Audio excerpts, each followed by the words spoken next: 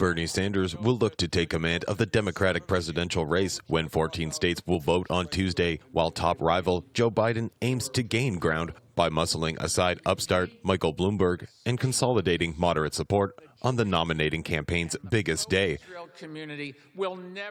In Super Tuesday contests that stretch from tiny Maine in the east to the delegate-rich prize of California in the west, the Democratic battle to find a challenger to Republican President Donald Trump in the November 3rd election will become a national competition for the first time. The rush of primary elections could provide some clarity at last in a muddled White House race that has seen several candidates rise and fall, leaving many Democratic voters torn and uncertain.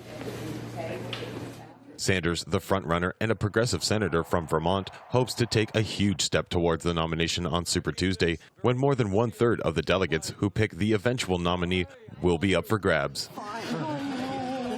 But Biden has emerged as Sanders' top threat.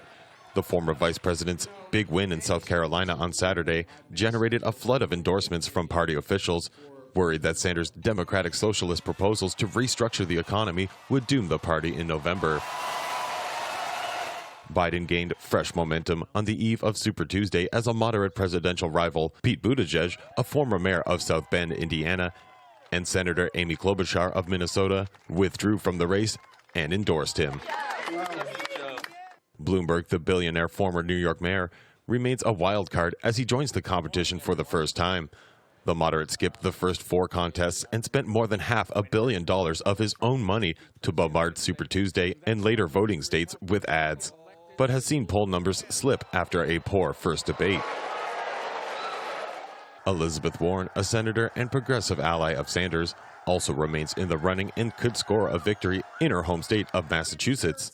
Polls show her trailing in other states, leaving her campaign hopes uncertain. The pace of the Democratic race begins to accelerate after the Super Tuesday contests, with more than 11 states voting by the end of March. By then, nearly 2/3 of the total delegates will be allotted.